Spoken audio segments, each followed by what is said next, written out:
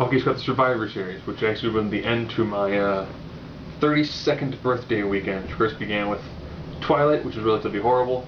My birthday on the 19th was kind of ruined by being bedridden and sick all day long, so I didn't enjoy any of the wonderful food my wife was going to prepare for me.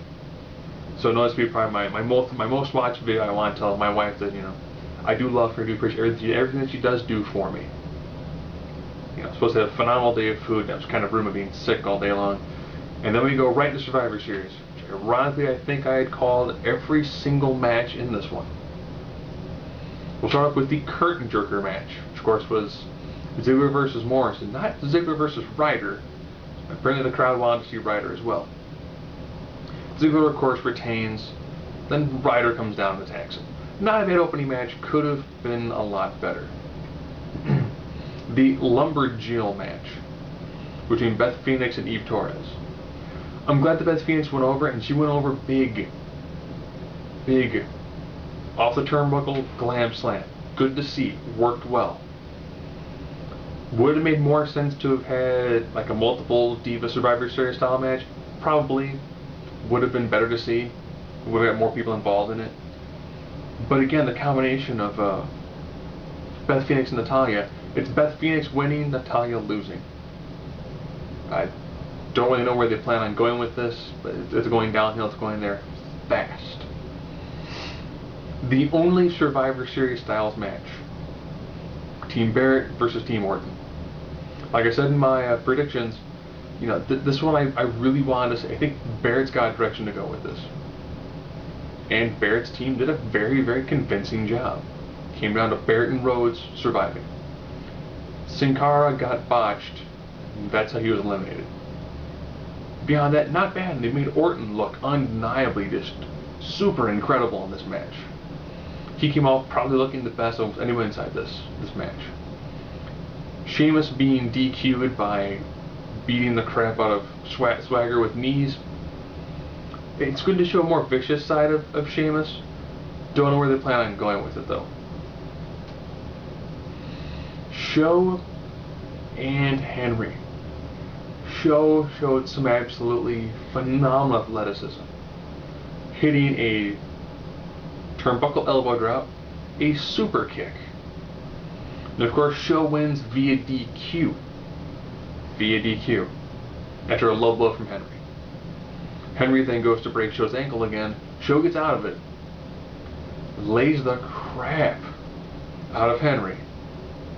And then breaks Henry's ankle using the chair and a leg drop. Of course, while this is going on, there's a huge chant for Daniel Bryan to come down, because you've got a beaten, almost incapacitated Mark Henry, and so they just break his ankle. So I guess they're putting Henry on the shelf for a while to go along with Sin Cara on the shelf for a while because he blew his patella in his botch. So Rocky, we're down to 2 matches already. Just 2.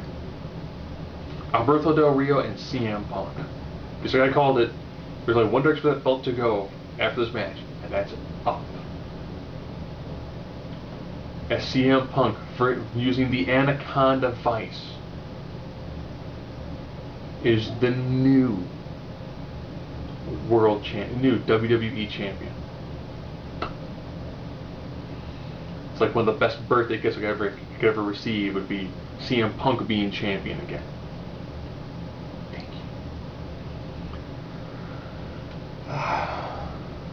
The Rock and Cena was actually, ironically, the exact opposite. I thought it was going to be primarily Cena in the ring and the Rock getting the hot tag. No, instead of course the Rock whooping the crap out of Awesome Truth while feeding off the crowd and then using the crowd to be like, see John, the crowd hates you. And then tagging in Cena getting the crap beat out of him while the crowd jeers on. Tagging back into the Rock laying waste to Awesome Truth. Tagging back to Cena getting booed. And then, of course, The Rock ends up dominating the finish of this match. With a rock bottom to Truth, spine buster people's elbow to The Miz, 1, 2, 3, academic. If you voted against, Rock and Cena, it would have been great to have seen Miz and R-Truth get the victory here, but it wasn't going to happen. There's afterwards. It was Rock going to one corner, crowd going nuts. in the happy sense. Seeing another corner, crowd going nuts in the booing sense. As Rock, no, you're doing it wrong. Woo! Rock, yay! And then Rock bottom onto Cena. Cena leaves the ring. Rock, it's like he knew he was going to, soaks up all the attention in the world.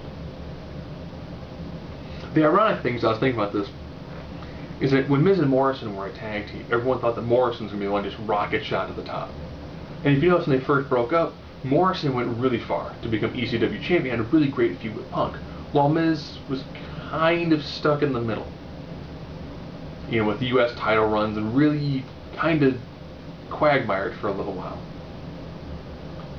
And then all of a sudden he just took off. And now it's Survivor Series. And the main event versus The Rock. The first time The Rock has been wrestled in 7 years, it's The Miz. Curtain jerker, Morrison. It's really kind of bizarre to think about that way. And I have to first throw in this. I saw this story about a guy named Gregory Irons, who is a professional wrestler with cerebral palsy, who wrestles for, I think it's Chikara, who wants to join the Royal Rumble. There's a petition that you can sign that's going to send Vince McMahon and try to get him into it. Saw some of his work. He's actually pretty decent for a guy who kind of has one fully functional arm. So I end it with, if you happen to do a search for Gregory Irons and you think you want to see him in the Royal Rumble, by all means, sign that petition.